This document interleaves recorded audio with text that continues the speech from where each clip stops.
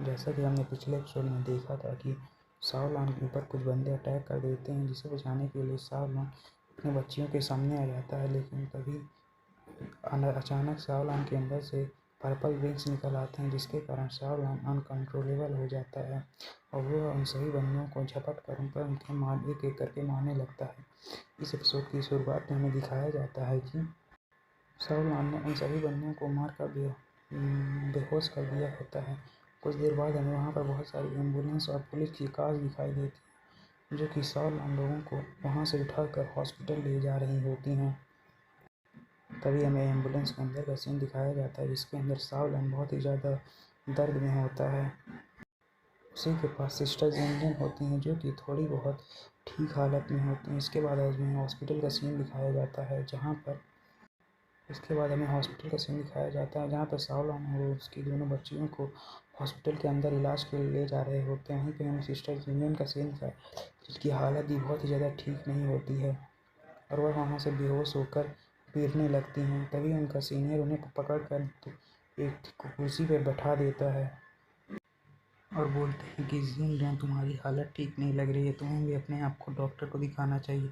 मैं तुम्हारे लिए डॉक्टर को ढूंढने जा रहा हूँ। तभी सिस्टर जिनजिन बोलती हैं कि रहने दो, मुझे डॉक्टर की कोई ज़रूरत नहीं, मैं ठीक हूँ और मैं तब तक इंतज़ार करूँगी जब तक सावलान, जीजी और यान यान सही सलामत हॉस्पिटल से बाहर नहीं आ जाते हैं। तभी हमें रूम के अंदर का सीन दिखाया जाता है, जहाँ पे एक डॉक्टर सावलान को पंप कर रही होती है। तभी वहाँ पे एक डॉक्टर आती है, जिनका नाम सू क्विंग होता है और वो सभी डॉक्टर और नर्स से बोलती हैं कि तुम लोग यहाँ से बाहर जाओ। तभी उनमें से एक डॉक्टर बोलता है कि सू क्विंग, तुम्हें पता है ना तुम क्या कर रही हो। वो बोलती हैं कि तुम लोग पहले यहाँ से बाहर जाओ, उनके साथ जो भी होगा उनकी जिम्मेदारी मैं लेती हूँ।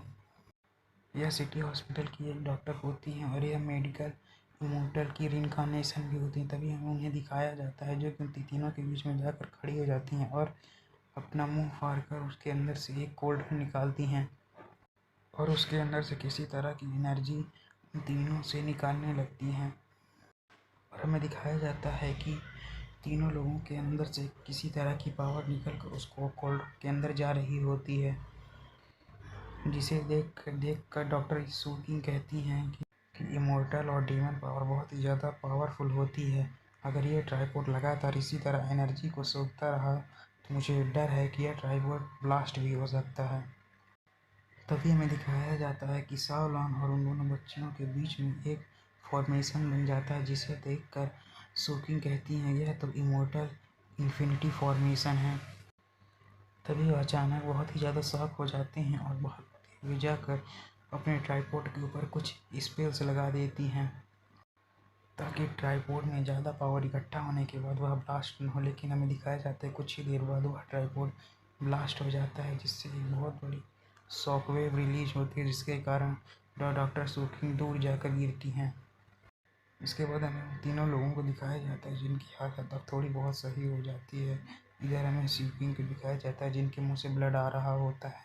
वो उठते हुए बोलती हैं कि तभी सू क्विंग मन में सोचते हुए बोलती हैं कि किसने सोचा था कि इन तीनों का बॉन्ड इतना ज़्यादा स्ट्रांग होगा। इन तीनों ने तो खुद से ही इमोर्टल इन्फिनिटी एरे को सीख लिया। और मन में सोचते हुए बोलते हैं कि मुझे जल्द से जल्द तीनों की कल्टीवेशन जर्नी को स्टार्ट कर देना चाहिए, और अगर इमोर्टल और डीमन पावर कंट्रोल से बाहर हो जाती तो हमें इसके कंट्रोल में लाने में बहुत ज़्यादा मुश्किल होगी। इसके बाद हमें ईविल ऑर्गेनाइजेशन के हेडक्वार्टर का सीन दिखाया जाता है, जहाँ पे एक बंदा बोल रहा होता है कि यंग मास्टर, हमारे लोगों ने पास ही के हॉस्पिटल में इमोर्टल और डीमन पावर को सेंस किया है। तभी वह बंदा बोलता है कि क्या सच में तुमने आज बहुत ही ज़्यादा अच्छा काम किया है। तभी वो बंदा बोलता है जाओ और हमारे लोगों को बोल दो कि मुझे इमोर्टल और डीमन ट्विंस जल्दी ही मेरे पास चाहिए, उन्हें तुरंत पकड़ कर मेरे पास लाओ। इसके बाद हमें सावलान का सीन दिखाया जाता है, जिसे होश आ चुका होता है।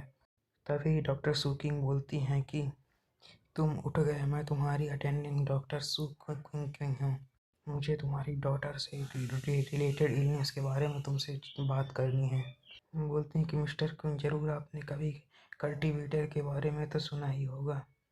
तभी सावलान बोलता है कि डॉक्टर सू, आपको पता है ना आप किस चीज़ के बारे में बात कर रही हैं?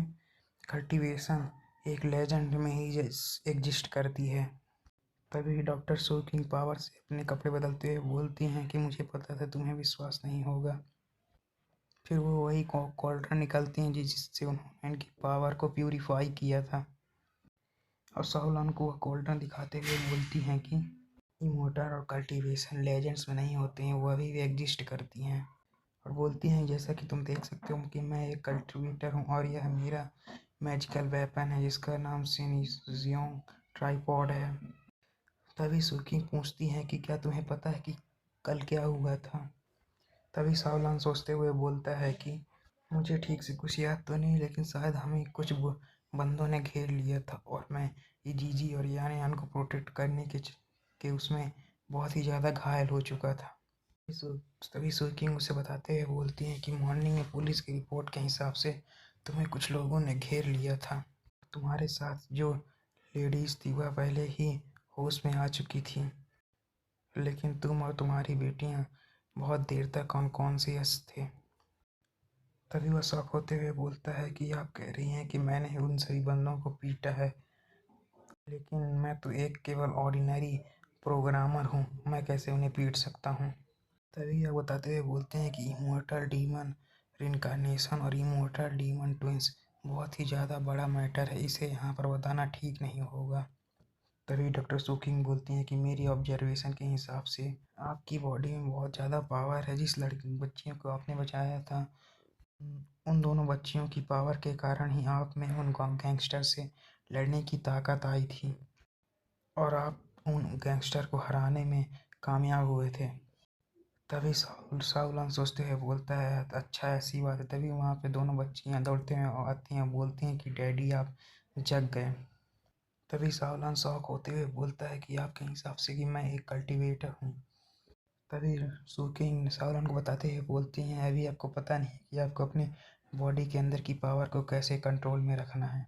और बोलती हैं कि मेरा सजेशन है कि तुम्हें कल्टीवेशन को स्टार्ट कर देना चाहिए। और बोलती हैं कि ऐसे कई लोग हैं जो तुम्हारी बॉडी के पीछे पड़े हैं और तुम्हें तुम्हारी बॉडी के लिए मार भी सकते हैं, तो तुम्हें जल्द से जल्द कल्टीवेशन स्टार्ट कर देनी चाहिए।